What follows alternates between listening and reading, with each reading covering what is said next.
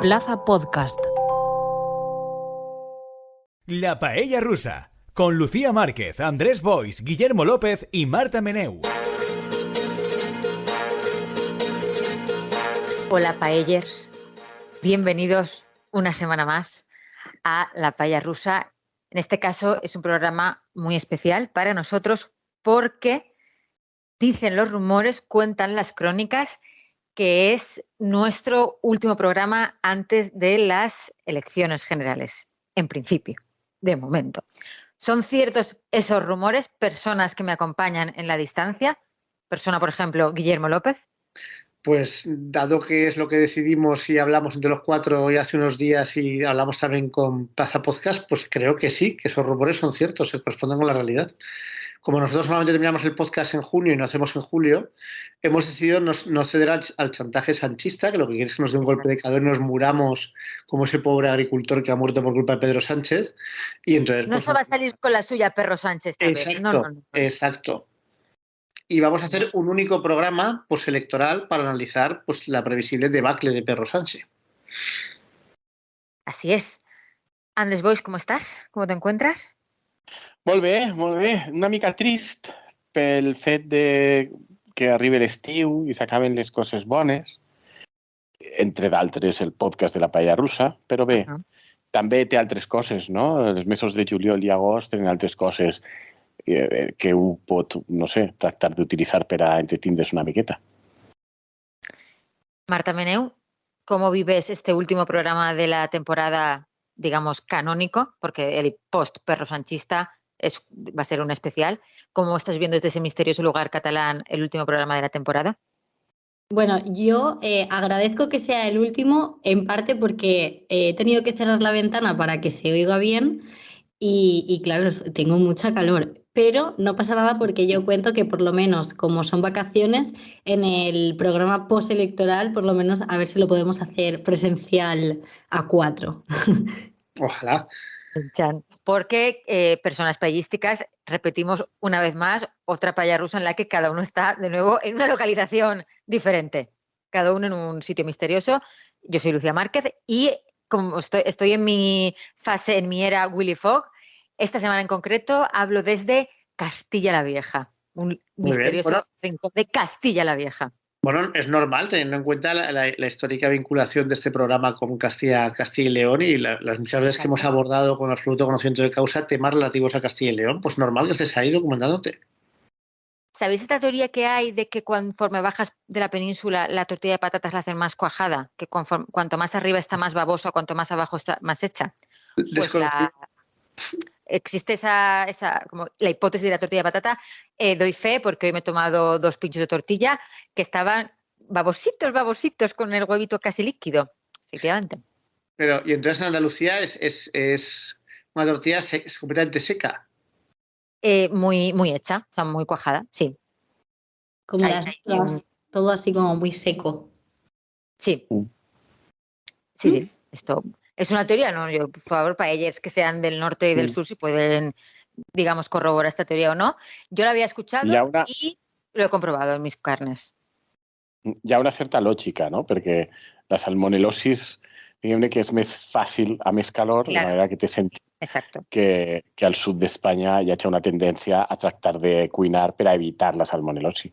Dit això, de totes maneres, a Galícia, que és la pàtria de la truita en creïlla i on la fan millor i tal, no sé què, no se suposa que hi ha una certa discussió interna també, que està la famosa truita amb creïlla de Betanzos, que sí que és molt quasi líquida, i que la resta, en canvi, de Galícia sí que la fan més sequeta. ¿Es así o no? Creo que la de Betanzos es prácticamente huevo crudo, creo. Sí, pero eso. Pero es un tema polémico, ¿eh? Es un tema, sí. Es un tema polémico. O sea, es como lo que serían los ingredientes de la paella en nuestro universo valenciano, pues a nivel peninsular es el punto de cocción de la tortilla de patatas. Jo sabeu que tinc la teoria que les regions són partidàries de la truita amb ceba o sense ceba, segons com estan de properes, tant geogràficament com culturalment, a Madrid. Perquè Madrid sí que és com l'epicentre sí, com l'epicentre de la truita amb creïlla i amb ceba.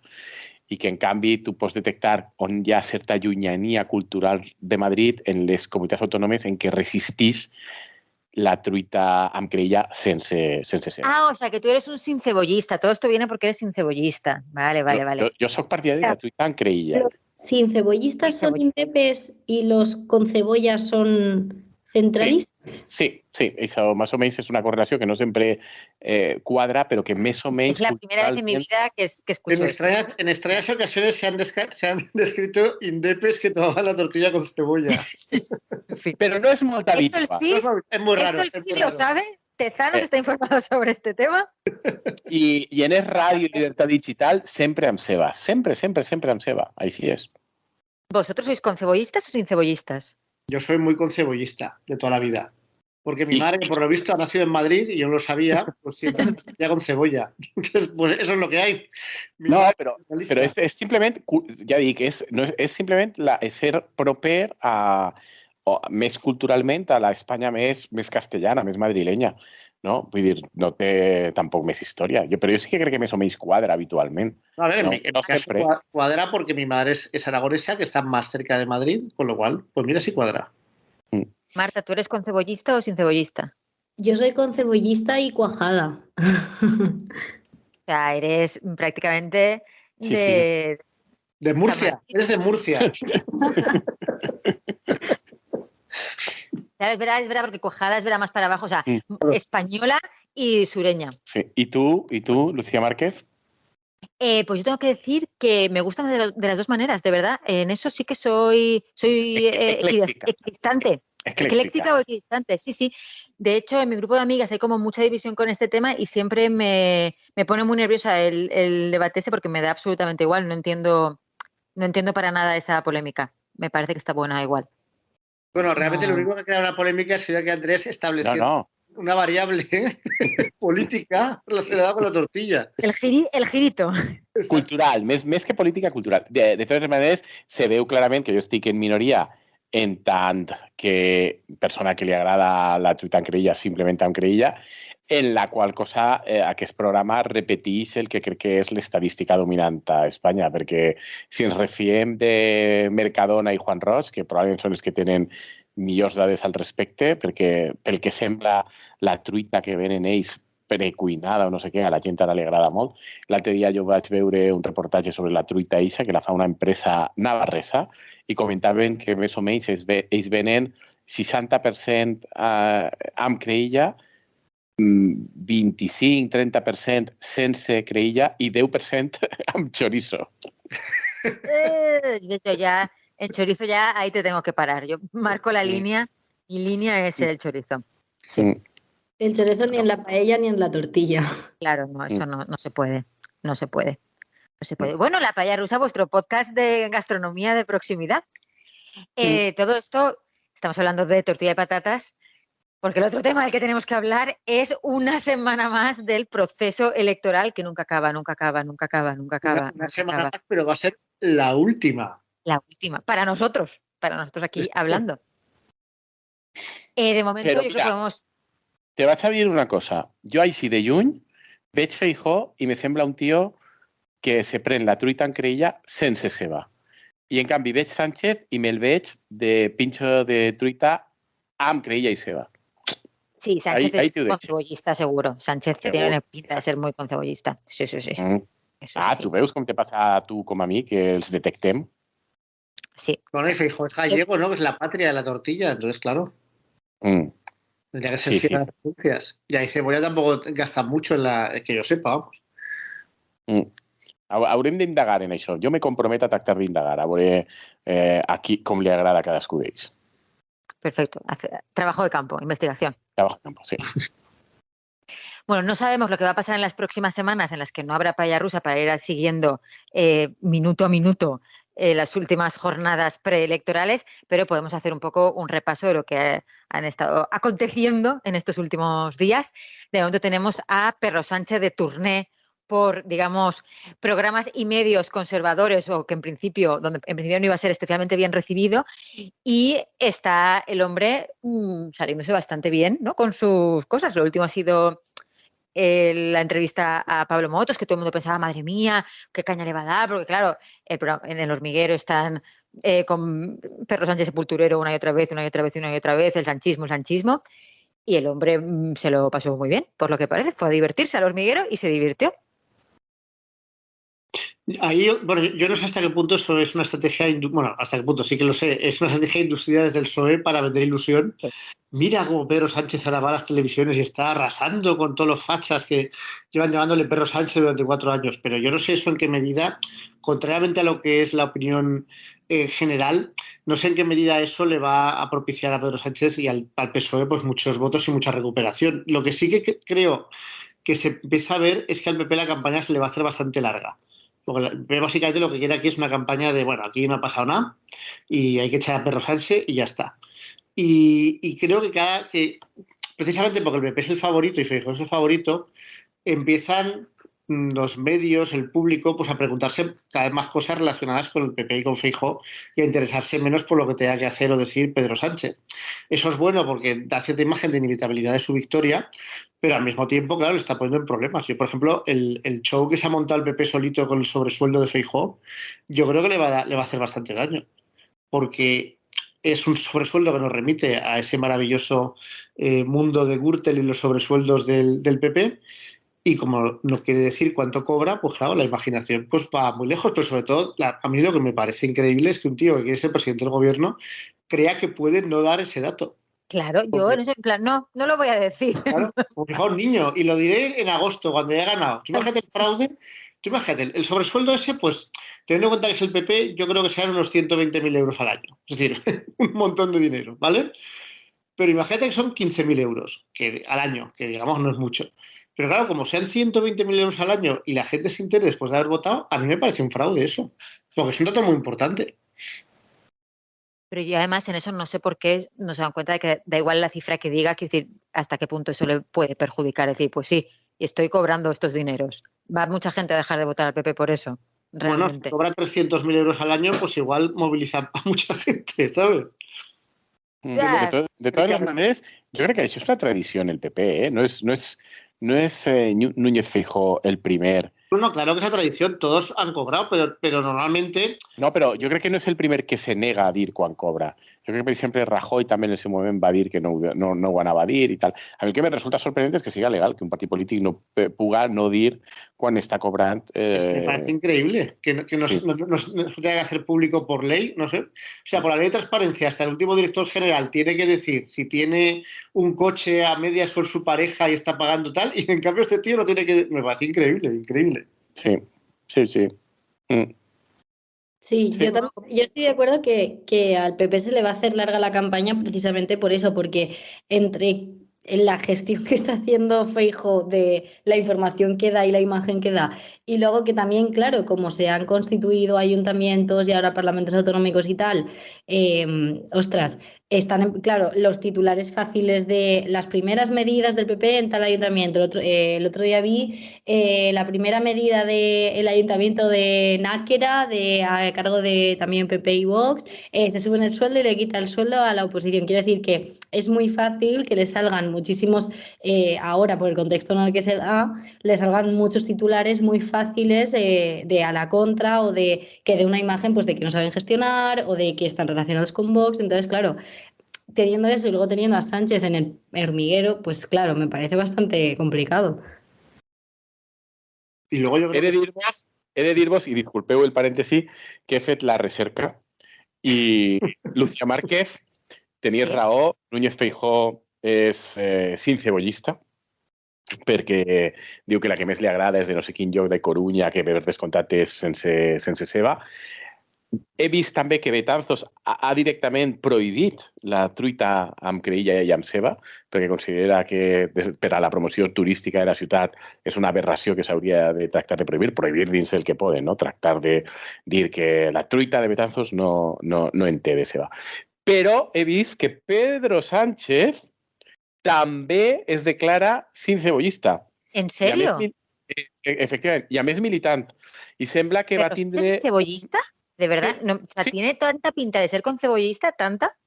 Sí, Pero mira, no sé, Pedro Sánchez es la típica persona versátil que podría ser un día sin cebollista y un altre con cebollista, sí, però sembla que no, que ell s'ha declarat sin cebollista, en esos termes exactos. ¿Cómo huele? Y que de fet va una polémica. A gran coalición cuando sean las elecciones, porque si están de acuerdo en eso, es que están de acuerdo en todo ya, en lo esencial, ¿no? Sí, no, de fet he vist una notícia en què sembla que una de les coses que explicaren el trencament, que no arribaren a un pacte entre Albert Rivera i Pedro Sánchez, va ser justament aquesta qüestió. Que sembla que hi ha una... La tortilla de patates. Sí, perquè sembla que Albert Rivera, en canvi, és molt militant del concebollismo. Simplement, tanque el parèntesi, però ja que ho havia deixat ahí, que ho sapiau. Fíjate, me ha dejado esto muy descolocada, ¿eh? Ya todo lo que creía ya se derrumba. ¿Ven? En fin. Sí. ¿De acuerdo? ¿Qué vamos a hacer? Decía Guillermo que eso, hasta qué punto el haberlo hecho bien en el hormiguero iba a sumar votos, arrastrar votos al PSOE. Ya, a mí me cuesta un poco pensar que la gente va a decir, Pedro Sánchez Sepulturero, ay mira, menudo zasca le ha dado trancas y barrancas, voy a votarle. Ya, ese cambio quizá... pero bueno, a lo mejor gente que no lo tiene muy claro, no lo sé. O sea, yo eso creo que es algo que si sigue durante un mes y Feijóo hace unas cuantas cagadas como la del sueldo, como los pactos con Vox que decía Marta, etcétera, sí que puede generar en cierta izquierda abstencionista la impresión de que después de todo el PSOE puede volver a ganar, que puede volver a gobernar, y eso pues evidentemente enardece al público para votar y para movilizarse más.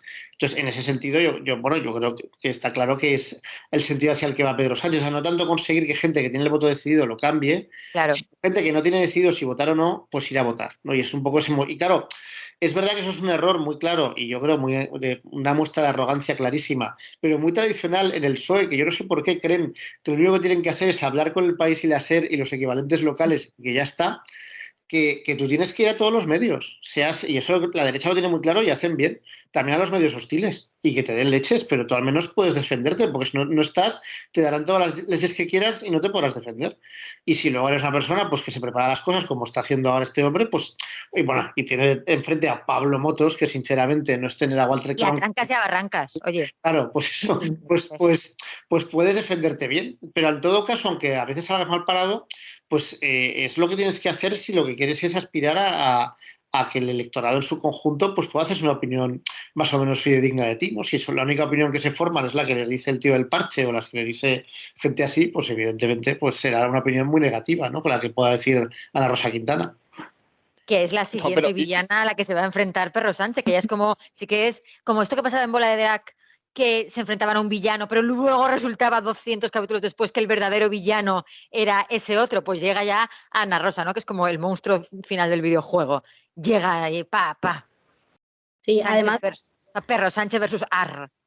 Aparte de lo que estaba diciendo Guillermo, a mí también me da la sensación que ante la campaña que está haciendo el PP, realmente el hecho de que Sánchez vaya eso, ¿no? a medios como hostiles y encima que sea también en espacios como muy mediáticos, muy mainstream, muy de prime time y contra personajes como pues eso, Pablo Motos, ahora Ana Rosa, es como también ahí me da la sensación que se está creando como, o sea, desdibuja la figura de Feijóo como persona de la oposición de derechas y es como Sánchez el justiciero contra los fachas y entonces los fachas son Pablo Motos, Ana Rosa, quiero decir que también creo que lo está haciendo bien en el sentido de quitar un poco de en medio a su contrincante político y hacer como un ente que es la derecha y ponerse el tanto, o sea, para los del voto útil, ¿no? Y los utilitaristas, el hecho de, no, soy yo el que estoy contra los fachas y contra todo este ente malévolo que es la derecha, ¿no? Entonces, a mí me parece que le está saliendo bien, vaya.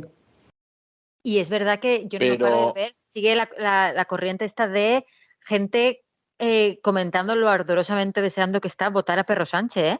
Se está creando ahí un club de fans de madre mía Pedro, que, en fin. Sí, pero vare veure la entrevista? No, us preguntava si vosaltres vareu veure l'entrevista i compartiu el fandom que s'ha generat de com va destrossar a trancas i a barrancas y a la tercera formigueta Isa, que es la de Requena. Yo no, yo me he leído como de diferentes periodistas y periódicos y columnistas y tal, como análisis de la entrevista. Me gustaría verla, pero no sé cómo ver el a la carta de Antena 3, la verdad. Pero sí, sí. No, però que aleshores, Marta, no l'has vist? I tu, Lucía Delles, que havies vist fragments, ¿no? Algún clip, sí. A ver, yo también lo que creo es que como en el contexto pablomotístico están muy, muy acostumbrados a poder ir soltando bulos, hacer un montón de fascistadas, perros de sepulturero, bla, bla, bla, bla, el sanchismo, gobierno desnortado, y no hay contrarréplica. En el momento en que sí que ha habido un poco de contrarréplica, les ha pillado como un poco con el pie cambiado, pero porque están tan cómodos, digamos, de normal, que alguien replique un poco enseguida les tambalea. A todo esto me daba muchísima risa Antonio Caño dramando con qué menuda entrevista estaba haciendo Pablo Motos, que qué mal, que qué clase de preguntas eran esas, que no estaba plantándole cara a Pedro Sánchez, estaba el hombre indignado, muy indignado, en plan, ¿por qué no se está haciendo #periodismo? Claro, es que yo lo que he leído es que, o sea, bueno, la crítica que le hacían a Pablo Motos, que me parecía un poco más graciosa también, era el que, bueno, que se ha acabado creyendo su propia propaganda y que iba como súper confiado, ¿no? Que al final como que se le ha comido un poco el personaje y ha perdido un poco el norte él también. Y es como, bueno, eso, o a lo mejor es que, bueno, sí, Sánchez lo llevaba muy preparado.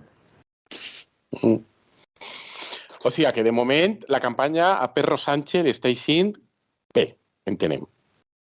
Para lo mal que le podría estar saliendo, yo creo que sí, ¿no? Por una parte, pues tiene a la izquierda, a su izquierda, de la izquierda, de su izquierda, pues que ahora han dejado de parecer de pegarse navajazos durante 20 minutos, pero bueno, después de semanas del horror, ¿no? Entonces, pues mientras tanto él va haciendo, ay, miradme, soy carismático, no sé cuántos, mira, contesto a Pablo Motos, voy con una pulserita del orgullo, pues sus cositas de PSOE de Pedro Sánchez, que es, bueno, en fin. Y luego lo de los pactos con Vox, pues genera todos los días noticias que a la izquierda pues también le pueden movilizar, ¿no? Pues, sí. Porque Vox está aquí, pues, Vox también está aquí para divertirse, ha venido aquí para divertirse. Exactamente. Y es ni un día sin de soltarte una fascistada, pero más que una fascistada, una ridiculez cuñada, que es al tipo de, digamos, apetencias a las que intentan responder, y eso, pues eso, claro, evidentemente, pues capta la atención y genera noticias. Por ejemplo, ahora que van a prohibir la representación del Orlando, de Virginia Woolf, que es como, ¿ahora qué? ¿Por qué? Porque no les parece adecuado. Como cosas así que, claro, eso yo creo que sí que en el sector de la izquierda enseguida es censura, cultura en peligro, bla, bla, bla, pues sí que es fácil agitar ese fantasma. Por cierto, la semana pasada hablábamos de cómo Catalá estaba tocando como cositas simbólicas en Valencia. Y ha habido 2 cositas simbólicas nuevas estos últimos días. Una ha sido que se ha también ventilado lo de los bautizos civiles, en plan, que era lo que hablamos, ¿no? Que es una cosa pequeña, pero que sabía, o sea, es que conoce muy bien a su electorado. Lo conoce muy bien, porque me imagino tanto a un tipo de votante del PP al que le reventaba que hubiera bautizos civiles y que esto le habrá hecho ilusión, en plan, no, esta tontería, fuera, y renombrar el Puente de las Flores como Puente Rita Barberà. Ahí jo sempre, ja sabeu que una teoria meua de sempre és que és una errada històrica de l'esquerra valenciana no haver agafat l'oportunitat de la demanda de les dretes de posar-li el nom de Rita Barberà a alguna cosa i haver utilitzat aquesta demanda per a posar-li el nom de Rita Barberà a alguna cosa on haguera sigut més divertit tindre Rita Barberà de madrina. Tipo, pues ja ho he dit alguna vegada, no? El Palau de les Arts, Reina Sofia, que passarà a ser Palau de les Arts, Rita Barberà. El Museu de les Arts i les Ciències, o el Museu de les Ciències Príncep Felip, que passarà a ser Museu de les Ciències Rita Barberà per les seues contribucions al desenvolupament. Parece que hay una constante, ¿no? Sí. Fíjate, por lo que sea. De todas maneras, ¿qué te hace pensar que eso sería excluyente con el puente? Pueden ser las dos cosas. Sí, no, jo penso també que pot ser... De fet, el Príncep Felip, en apenes 500 metres, té el Museu de les Ciències i el Centre d'Investigació, que depèn de la Generalitat Valenciana, o sigui que és perfectament compatible. Però jo crec, sincerament, que ahir l'esquerra valenciana ha perdut una oportunitat de retrucar a la dreta i dir no, jo vull més que un pont per a ella, jo vull el Palau de les Arts, i a veure què hauríem dit. En fi, una desgràcia. I sobretot també ho vaig comentar, a mi el que més me fot del canvi de nom no és tant que posi el nom de Rita Barberà, sinó que a mi m'agraden molt més els noms de ponts, de carrers, de places que fan referència a coses o a com les persones en l'imaginari col·lectiu viuen les coses, identifiquen les coses, a noms que són quasi d'origen popular que a noms de persones. I aleshores Pont de les Flors m'agradava molt com a nom. A mí también, a mí también. De todas maneras, abro aquí encuesta. ¿Pensáis que ese puente va a ser llamado en algún momento por la gente a nivel cotidiano Puente Rita Barberá? ¿O va a ser llamado forever Puente de las Flores? Pues yo creo que no, yo creo que va a ser Puente de las Flores para siempre. Porque estas cosas, como bien dice Andrés, pues el público se apropia de las cosas y les pone una denominación que es la que luego corre como la pólvora y que se convierte en un bien común casi. Y el nombre, pues yo creo que, a ver, no porque sea Rita Barberá, sino porque es un nombre puesto a un puente que durante mucho tiempo ya ha tenido ese nombre y ya yo creo que la gente se lo ha apropiado. Como la pasa el caudillo, que ahora se llama Plaza del Ayuntamiento, pero durante mucho tiempo la gente se lo había apropiado como Plaza del Caudillo. Bueno, yo he tenido discusiones con personas que seguían diciendo Avenida José Antonio, porque siempre se había llamado así, y ahora vamos a ver, lleva décadas y décadas sin llamarse Avenida José Antonio, no se ha llamado siempre así. En fin, es mi batalla personal contra la Avenida José Antonio.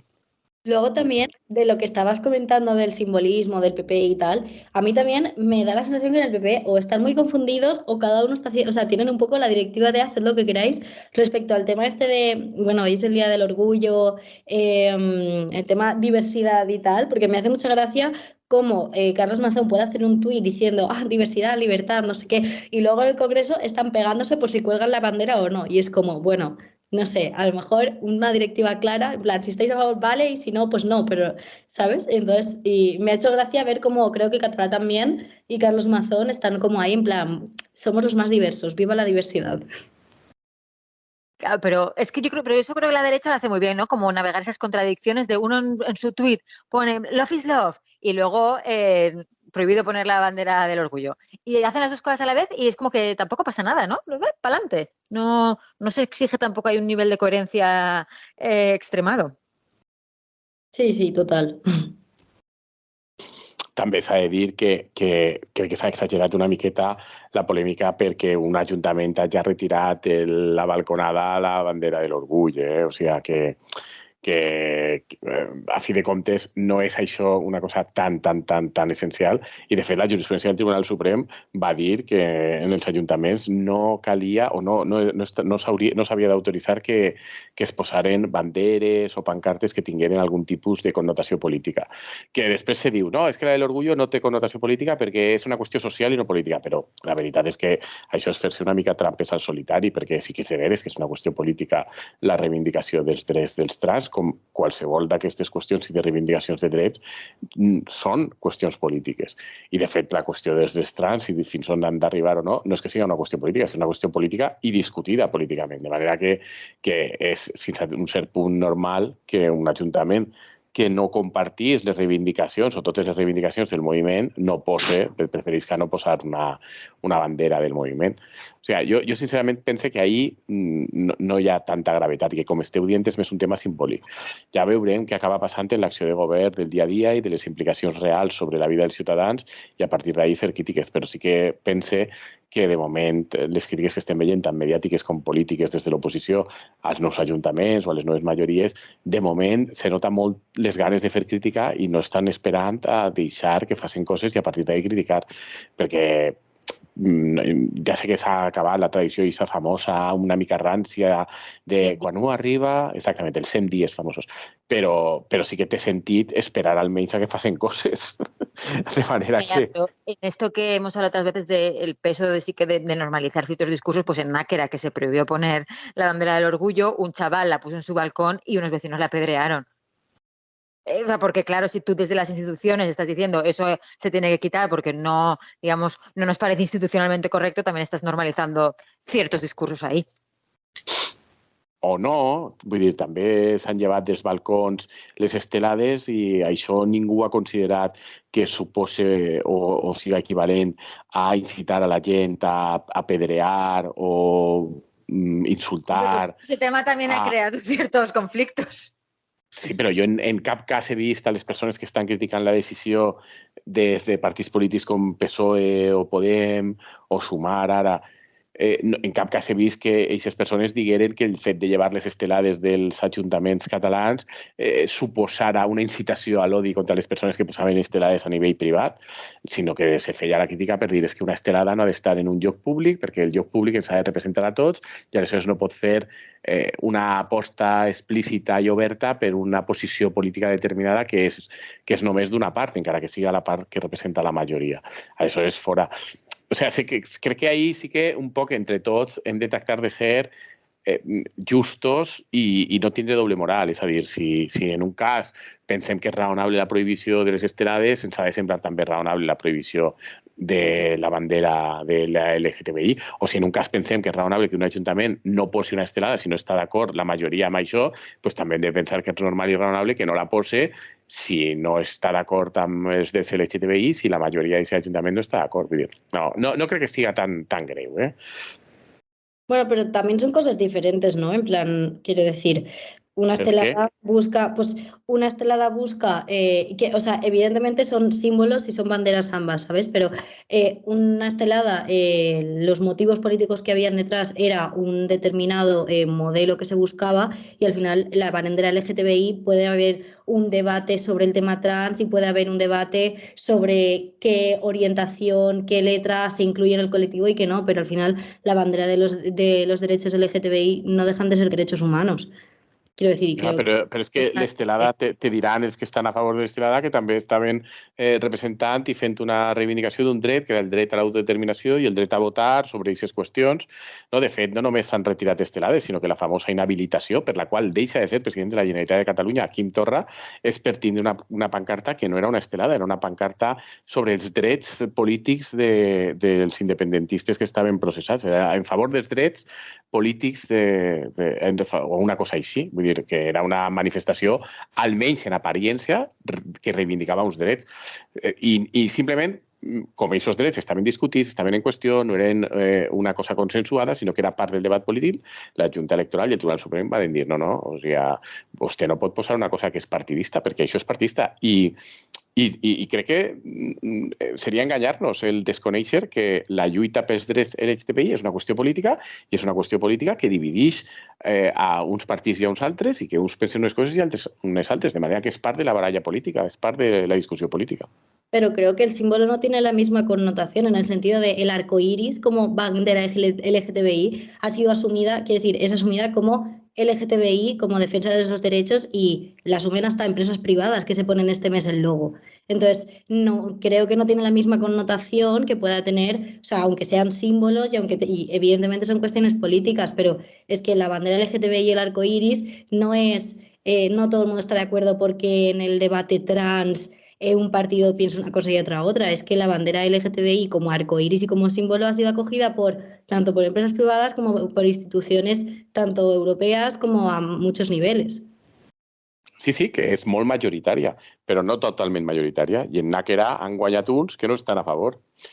Aleshores, no sé, és que veig més o menys raonable que ells no les posen. No? Una altra cosa seria que li prohibiren a la gent exposar-la, però que no les posen ells. Y que, no es que lo prohíban, pero sí que se está normalizando que todo exponerla es señalarte y se está normalizando entonces esa crispación. Sí, o sea, hay una relación entre lo que sucede en las instituciones y el reflejo que eso tiene en el día a día, en la calle. Y al revés, o sea, y también es al revés.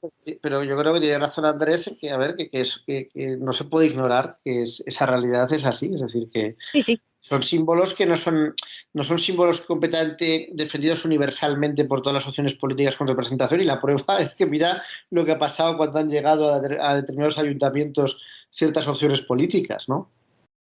Es decir, que es lamentable y que evidentemente es poner el disparadero a determinados colectivos, por supuesto, pero es que es parte de la política que defiende, en este caso, Vox, en este partido.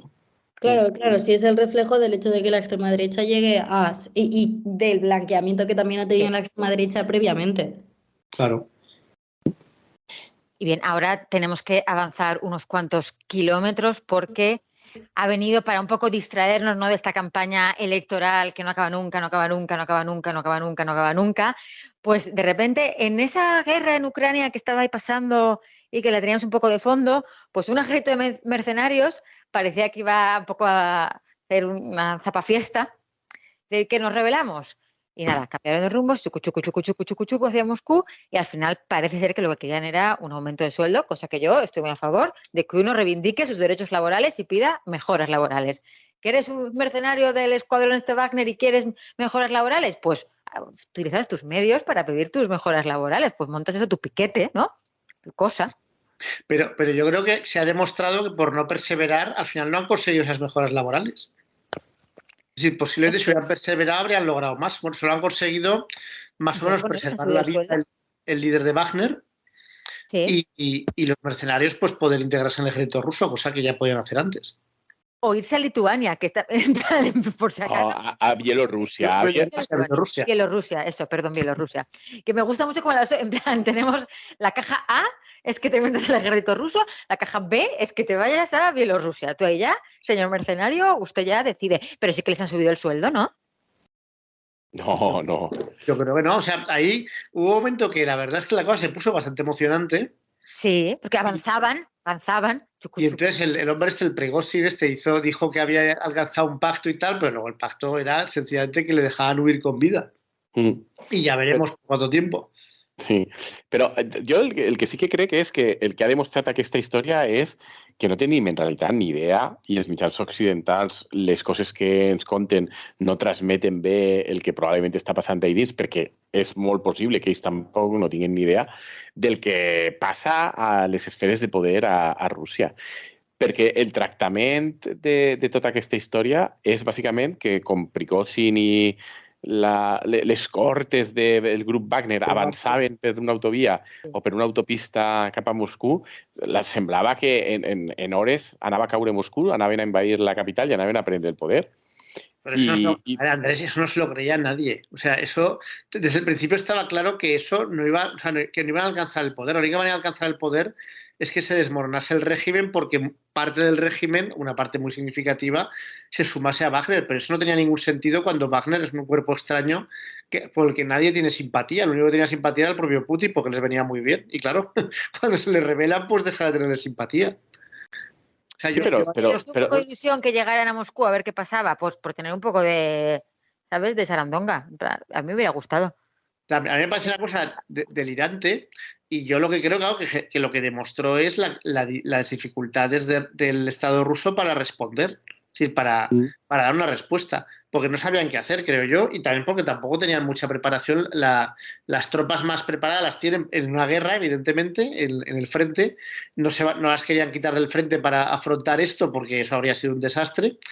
Y lo que les quedaban eran pues milicias, la policía, claro, y los otros son el ejército, entonces no los puedes parar con eso. De todos modos, me sorprende mucho que no, aunque luego no les ha salido mal del todo, que no utilizaran la fuerza aérea contra Wagner. Bueno, la utilizaron más o menos, empezaron a derribar helicópteros y un avión, pero la fuerza aérea, quiero decir, los cazabombarderos, que no creo que Wagner pudiera defenderse ante eso.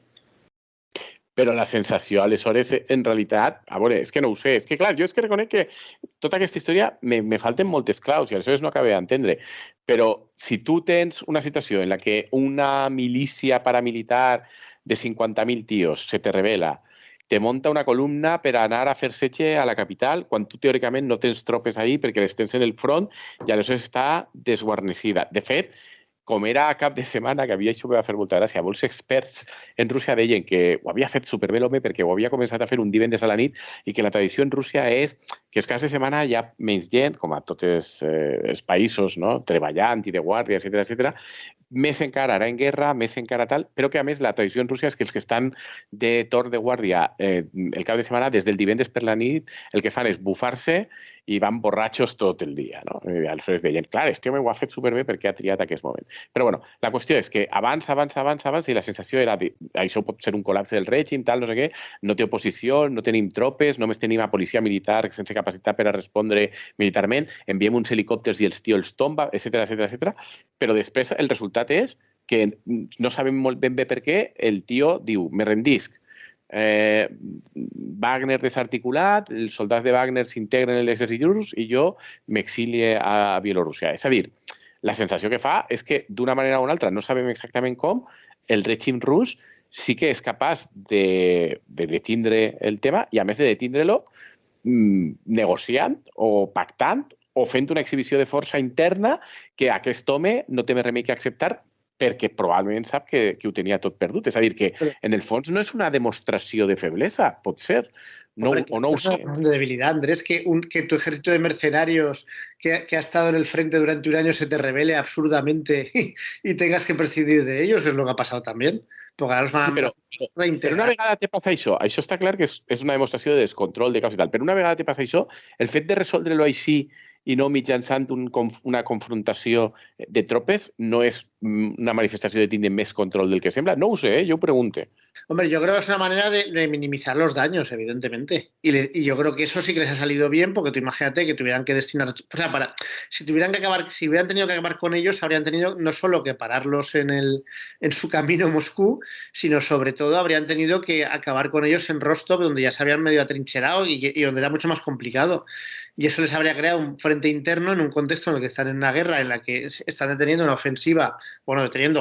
la ofensiva de Ucrania, y les habría creado problemas muchísimo más graves. Entonces, sí, desde luego, desde el punto de vista de la contención de daños está bien resuelto, pero está bien resuelto porque era ridículo también. O sea, lo increíble es que haya estado un día poniendo en vilo al gobierno ruso, aparentemente.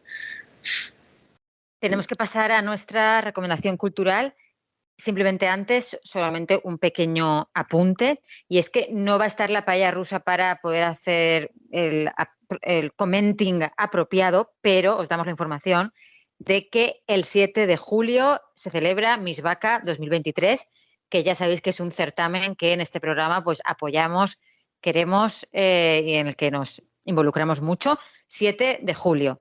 Os animamos a verlo, elegir a vuestra vaca, votar por ella, apoyar a la vaca que penséis que es la vaca más guapa de Galicia y nada, a triunfar. O sigui, m'estàs dient que quan dius que tindrem un especial postelectoral en juliol no es per analitzar els resultats de Miss Vaca. Lo que podríamos hacer es que cuando hagamos el especial Perro Sánchez, hagamos también el especial Miss Vaca. Podemos hacer un poco, recoger ambos. Para una cosa obligatoria. Porque, a ver, pues Miss Vaca es el 7 de julio y las elecciones son el 23, ¿no? Pues bueno, habrá unas semanitas, nos habrá dado tiempo en esas semanas como a evaluar la vaca, que está bien también. A asimilar los resultados. Claro, porque de momento eso no se sabe, al menos yo no he visto, creo que no se sabe todavía, yo no las he encontrado las candidatas, entonces tampoco podemos adelantar mucho más. Yo animo eso, a todas las personas pellísticas a seguir Miss Vaca y votar por vuestra vaca favorita, que sabéis que siempre reconforta el corazón. Dicho lo cual, en nuestra recomendación cultural de esta semana probablemente hay vacas, de hecho, porque hay todo, básicamente, ¿no? Todo el conocimiento que el hombre tiene. Hay vacas, hay Rusia, lo que no hay es el hormiguero, porque no existía. Pero hay hormigueros. Hay hormigueros, eso sí. Hay todo tipo de cosas. Es un libro de Philipp Blom, que es un historiador alemán que a mí particularmente me gusta bastante porque es una persona que, sobre todo es historiador de la cultura y sabe acercar al producto cultural que está analizando al ambiente cultural a través de perfiles de los personajes que lo protagonizan, que están muy bien hechos, la verdad, que con mucha capacidad para profundizar. Y este es un libro que es sobre la enciclopedia francesa, desarrollada en la Ilustración en el siglo XVIII, que es un proyecto que muchas veces se acaba confundiendo con la Revolución Francesa, o se ve como una especie de la Revolución Francesa de producto de la enciclopedia, pero que en realidad antecede entre 40 y 30 años a la Revolución Francesa, y los protagonistas de la enciclopedia pues ya o habían fallecido o no tuvieron ninguna importancia en el proceso revolucionario francés, pero al mismo tiempo es verdad que la enciclopedia es un producto de ese caldo de cultivo, de debate, de búsqueda de entresijos, de que dejara libres el poder para poder comentar cosas que el poder quería ocultar. Y en resumidas cuentas es un proyecto totalmente subversivo. No es un proyecto original, nos cuenta Blom. O sea, de hecho, inicialmente la enciclopedia surge como una traducción de una enciclopedia inglesa, es decir, que ya había enciclopedias en Alemania, en Gran Bretaña, en Francia también había proyectos, pero es el proyecto de largo más grande, con más peso, y que desde luego va a tener más repercusión. Entonces, es un trabajo ingente que inicialmente se plantea como 10 volúmenes y finalmente van a ser 28 volúmenes, un total de 73.000 artículos, entradas, es decir, que seguro que Hormiguero está, seguro que Rusia está, seguro que seguro que vacas están, mis vacas no lo sé, pero es posible que estuvieran. Y es una historia que a mí me ha parecido muy interesante, por un lado, por la naturaleza de la enciclopedia, pero por otro lado, sobre todo por sus protagonistas, ¿no? Como decía.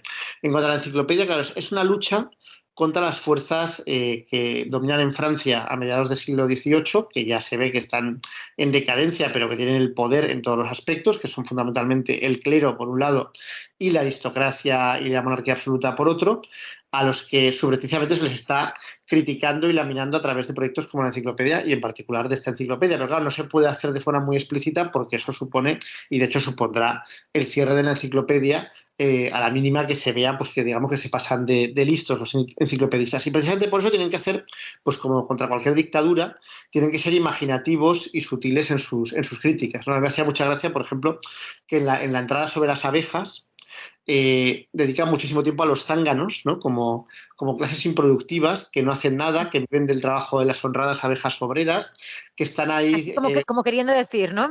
Aquí rodeando a la abeja reina, pero que realmente no tienen ningún papel. Y claro, dices, bueno, ¿de quién estamos hablando? ¿No?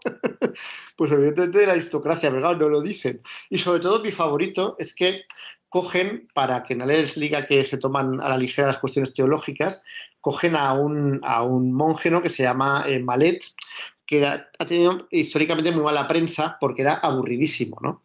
Pero aquí lo que dice Philip Blom, y a mí me pareció muy gracioso, es que en realidad era parte de la subversión que hacía esta persona, ¿no? Que era una persona muy inteligente que lo que hacía era hacer artículos irreprochables desde el punto de vista teológico, pero llevados al absurdo. Entonces, por ejemplo, coge el Arca de Noé y se pega algo así como 40 páginas hablando del tamaño del arca, de las condiciones del arca para poder tener a los animales, de los tipos de animales el tipo de arca que debía ser para poder alimentar a todos los animales, de dónde estarían las aves, de qué ocurría si algún animal se ponía enfermo, de dónde estaban las personas.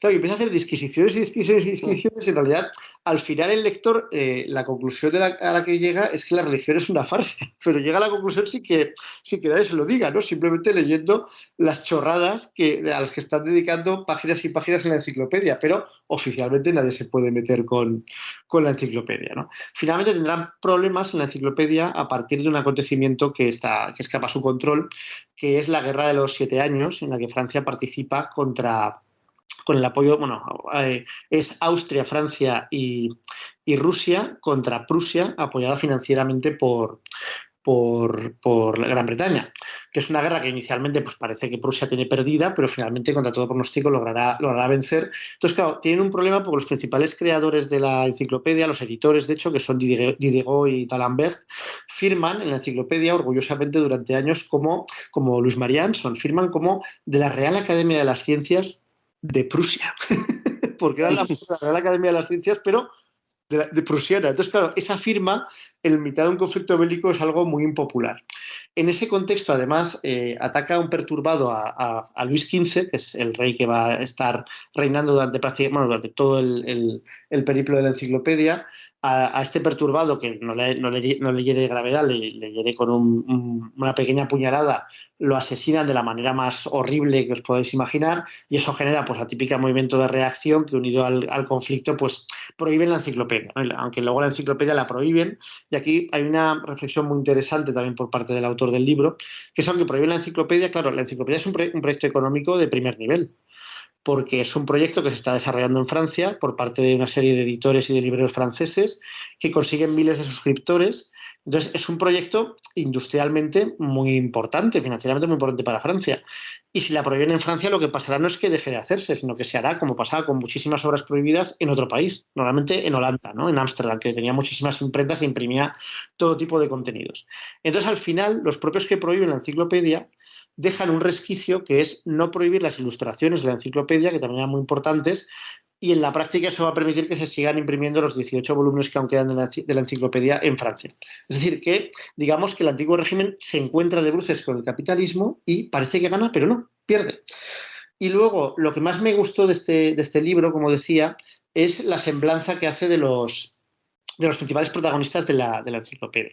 Del que más simpatías tiene el autor, y yo también, es Diego, que es es el editor, es una persona generosa, expansiva, que se encarga de toda la labor de edición, de revisarlo todo, que está constantemente pues, ofreciendo parte de su saber a la gente que se lo pide, que al mismo tiempo hace muchísimos artículos en la enciclopedia cuando no encuentra a otros editores, y que nunca consigue la riqueza, digamos, a pesar de ser la persona que se encarga y que hace ricos realmente a los editores con su labor de edición de la obra, ¿no?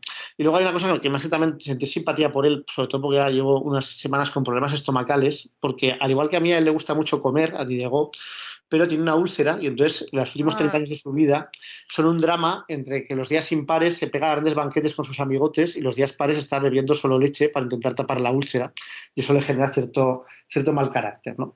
Luego también hay otros personajes que también son relevantes, pero a mí, sobre todo, el que más me llama la atención es, hay dos que me llaman la atención. Uno es un alemán que se llama Grimm, pero no es el de los hermanos Grimm, que es también uno de los autores de la enciclopedia, que le ponen de apodo, que me parece un apodo muy gracioso, sobre todo para los valencianos, Tirant le Blanc, porque en este momento se edita en Francia, se traduce al francés Tirant le Blanc.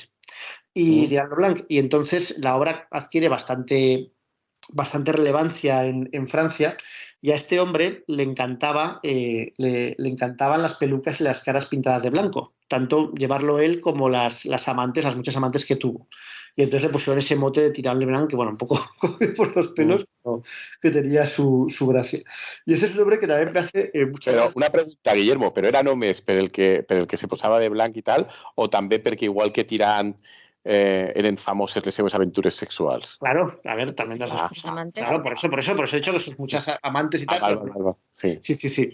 Y luego este también me hace gracia porque se enamoraba así, era como muy enamoradizo súbitamente y caía como rendido de su enamoramiento, ya todo como muy romántico, ¿no? Muy romántico, muy antesala del romanticismo. Cuentan una escena que a mí me parece fascinante, que es que el tío se enamora de una noble, que no le hace ni caso, no, una cantante de ópera, que no le hace ni caso, y entonces es tal su enamoramiento que se queda en estado catatónico en su lecho del dolor durante días y días, y no responde a nadie, no habla con nadie, no hace nada, está febril, y solo come las cerezas confitadas que Rousseau le pone en la boca y que él sí que consiente en comer, ¿no? Entonces está así como 3 semanas alimentándose a base de cerezas confitadas y supongo que de agua, y a las 3 semanas... Es muy concreto, ¿no? Cerezas confitadas es muy concreto. Y de repente se levanta y como si nada, pues nada, sigue con su vida. Después de 3 semanas ahí o sea, como un arrebato así amoroso muy, muy loco. Y la otra figura que me llama la atención, además de Diego, que ya digo que es el alma de la enciclopedia, es la figura de Rousseau, que es inicialmente pues es un colaborador asiduo de la enciclopedia, muy amigo de Diego sobre todo, pero riñe con él y con todos los amigos de la enciclopedia, porque básicamente Rousseau es una especie de loco paranoico que constantemente ve en las acciones que hacen los demás pues críticas, un intento de socavar su posición, insultos, ultrajes, y bueno, es una persona insoportable. Yo la verdad es que tenía buena imagen de Rousseau, ¿no? Como el hombre que había edificado los principios filosóficos de la Ilustración y de la Revolución, pero en realidad es un hombre bastante repugnante, tal y como nos lo refleja en la enciclopedia. Hay una cosa que yo sabía, pero se me había olvidado, que es que él dio en adopción a sus 5 hijas, esos 5 hijos, porque tenía, como no le dejaban trabajar ni le dejaban vivir, y él lo que quería vivir, pues todas las hijas que tuvo, creo que eran todas hijas, con su pareja, pues las dio en adopción y tan feliz. O sea, y además lo contaba como, bueno, ¿qué le vamos a hacer? Me molestan, entonces me las quito de encima, ¿no? Y luego cuenta otra historia que también me parece simpática, que es que él logra triunfar con una ópera, creo que es, o una obra de teatro, creo que es una ópera, que le gusta mucho al rey, que le gusta mucho a Luis XV, y entonces Luis XV le llama para que vaya a Palacio, pero él tenía un problema con unas infecciones de orina y con incontinencia, entonces no quiere ir porque le da miedo que se mee delante de Luis XV y que todo el mundo se ríe de él. Y entonces, aunque el rey absoluto en el absolutismo francés le ha ordenado que vaya a verle, él no va. Y entonces no consigue tener ningún tipo de subsidio real porque renuncia a esa posibilidad, porque es una persona que está siempre obsesionada con el que dirán y acaba pues odiando a todos los de la enciclopedia, especialmente a Diego, y sin hablarse con él. Y bueno, claro, a mí de hacerse pis, claro, es que eso, a ver, yo te entiendo. Yo también lo entiendo. Y luego Diego es una persona que se pega 20 o 30 años trabajando para la enciclopedia, las obras que escribe en vida no tienen apenas ningún éxito, económicamente pues tiene muchos problemas y quien le salva, y para aquí podemos hacer un enlace con el tema que hemos tratado anteriormente, es Catalina la Grande, que durante años le persigue para que vaya a Rusia, como también irá Voltaire, como irán otros ilustrados. Y él no quiere porque no quiere salir de Francia, no quiere salir de París, pero al final Catalina Grande hace lo que hace en estos casos, que es comprarlo, literalmente. Le compra la biblioteca a Diego con un precio muy alto y muy generoso y le paga además pues un subsidio anual y una cantidad inicial a cambio con la que le compra la biblioteca que tiene Diego y además le da dinero para que siga actualizando su biblioteca y comprando más. Pero llega un momento, inicialmente el dinero no llega, Diego se queja y entonces Catalina la Grande le paga por adelantado 50 años de adquisiciones, con lo cual pues, tiene dos efectos: acaba con los problemas económicos de Diego y Diego no tiene más remedio que ir a San Petersburgo, claro, porque con ese pastizal que le sueltan, pues hasta él tiene que salir de París. Y eso también le acaba afectando a la salud y hace que muera, pues no prematuramente, pero que vuelva ya muy perjudicado. Pero en fin, es una historia que es interesante, sobre todo por ver cómo se intentan generar espacios públicos en el contexto del antiguo régimen, que parece que el siglo XVIII pues, fue el siglo de las luces, los ilustrados, que la gente estaba en los salones ahí hablando, todo era muy bien, pero el antiguo régimen seguía a tope como siempre había estado. Quiero decir que cualquier persona que se saliera de madre podía encontrarse con graves problemas, incluyendo la tortura y la muerte. Es decir, que no estamos hablando, cuando hablamos de los salones parisinos y de cómo se establecían ahí... La razón. La razón era la razón que se tenía que establecer en una situación clandestina y con grandes riesgos, no solo de censura, sino riesgos para físicos, ¿no? Para la supervivencia física de estas personas. Y que más o menos logran sortearlo porque evidentemente en el antiguo régimen, por eso se resquebraja décadas después, también hay personas que apoyan a los enciclopedistas. También hay nobles, por ejemplo, Madame de Pompadour, la amante de Luis XV, es uno de los principales apoyos de la enciclopedia. Malesherbes, que va a ser el encargado de la censura precisamente durante décadas, pues como en realidad no quiere censurar la enciclopedia, pues hace la vista gorda y les deja hacer. Entonces eso les permite crecer mucho más de lo que con condiciones normales habrían crecido y también que la resonancia, que el impacto de la enciclopedia pues sea muchísimo mayor, ¿no? Y bueno, es un libro muy recomendable. A mí me ha gustado mucho porque he aprendido bastantes cosas sobre la enciclopedia que desconocía, sobre los personajes que la edifican y también sobre la época, ¿no? Que al final es una semblanza de una época que yo creo que queda un poco oscurecida, que es la parte del siglo XVIII que no se ve directamente afectada por la Revolución Francesa y las guerras napoleónicas. ¡Qué chulo! Y bueno, pues eso es todo, amigos. ¿Sí? Me parece muy chulo. Porque es verdad que además yo creo que siempre, ¿no? En el cole o luego más tarde, depende de lo que haya estudiado también en la carrera, bueno, la enciclopedia de Diderot se pasa un poco por encima, en plan, todo el saber de la época, trucutru, pero la intrahistoria me parece muy interesante. Sí. Y bueno, yo solo he hecho una visión superficial, que hay muchísimo más que contar, evidentemente, pero sí. El libro es apasionante, yo lo recomiendo clarísimamente. No, te mola una pinta. I a mi em sembla molt xulo de la part, per així dir, comercial. El llibre parla, és a dir, de com aconsegueixen muntar un projecte que, com has dit tu, és un projecte industrial i comercial de primer nivell i que no és només francès, sinó que és paneuropeu pràcticament. Això jo veig que és supercomplicat de fer. De fet, avui en dia no en tenim coses d'aquestes, si no és perquè són grans corporacions les que se posen a fer coses que van més enllà d'un país. És molt complicat fer coses més enllà d'un país. I això és a mi em flipa molt el pensar com ho aconseguiren a partir només de relacions personals, em suposo inicialment, d'amics d'amics i tal, que tenen corresponsals en cada país i a partir d'ahí comencen la comercialització i atraure gent per a escriure i tal. Això està contat allí, la part més mercantil del tema. A ver, sobre todo es un momento de efervescencia, que ese modelo enciclopédico pues, es cada vez más común. Ellos adoptan varias decisiones. La primera, que la enciclopedia es una enciclopedia ordenada por orden alfabético, que es una decisión que no estaba en absoluto clara en aquel momento, ahora la damos por supuesta, ¿no? Pero otras enciclopedias iban por principios temáticos o por otros principios que no tenían. Luego es una enciclopedia que no habla demasiado de personajes. Mira, te gustaría, Andrés, como lo de los puentes que decíamos antes, ¿no?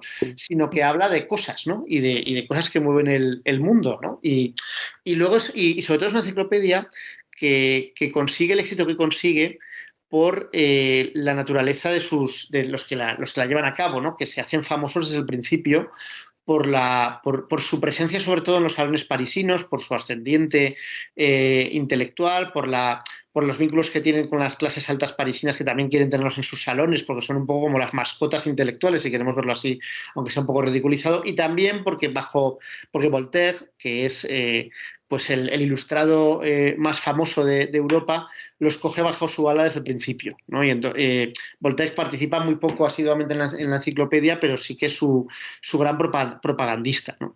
Y luego en Francia también lo toman como una política de Estado, que es lo que decía antes, que aunque les joda, ¿no?, la existencia de la enciclopedia, por hablando mal y pronto, también la necesitan porque si no, pues se irá a otro país. Y será otro país el que reciba los réditos intelectuales, culturales y también económicos de editar la enciclopedia y de difundirla. Y eso lo veían perfectamente. Y luego porque la enciclopedia es un negocio, es decir, es un negocio muy importante porque hablamos de miles de suscriptores que pagan una cantidad importante por cada uno de los libros, y aunque pueda parecernos un negocio a muy pequeña escala, a la escala a la que estamos acostumbrados, en aquella época pues era un negocio de gran calado, ¿no? Porque miles de personas pagando por cualquier cosa pues era muchísimo dinero, ¿no?, para la época.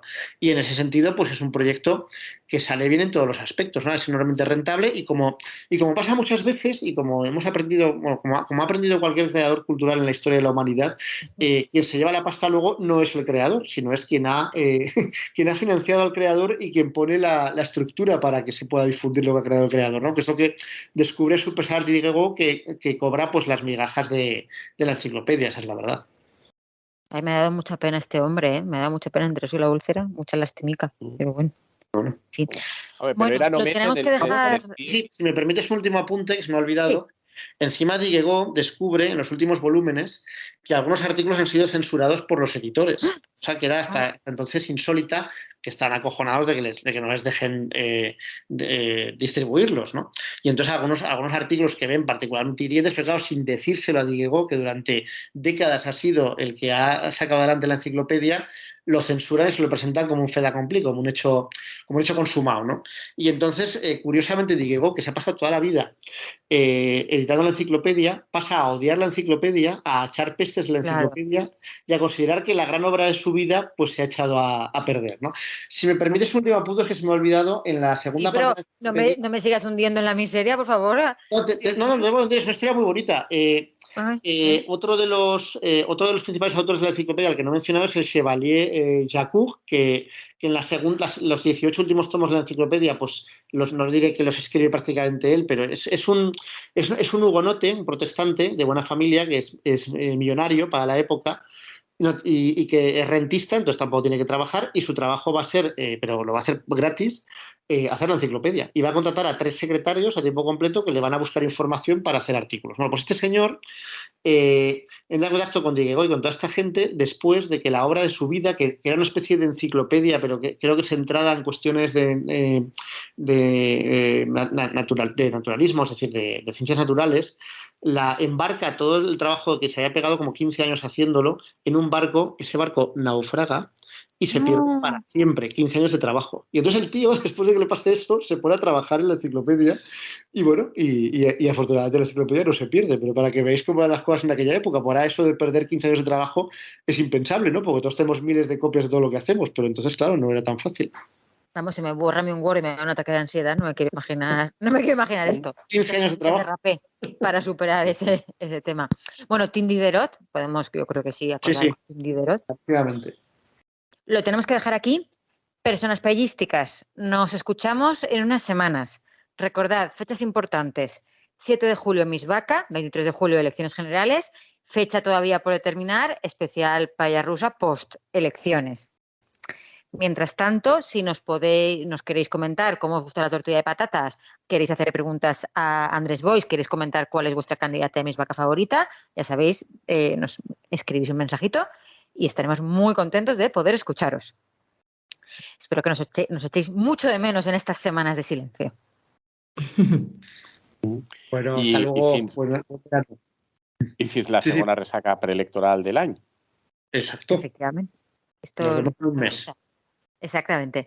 Y a saber cuántas elecciones nos esperan. ¿Quién sabe? ¿Quién le puede saber? Bueno, Un beso a los tres y nos seguimos escuchando en breves. Adiós. Adeu. Adeu. La Paella Rusa, con Lucía Márquez, Andrés Boix, Guillermo López y Marta Meneu.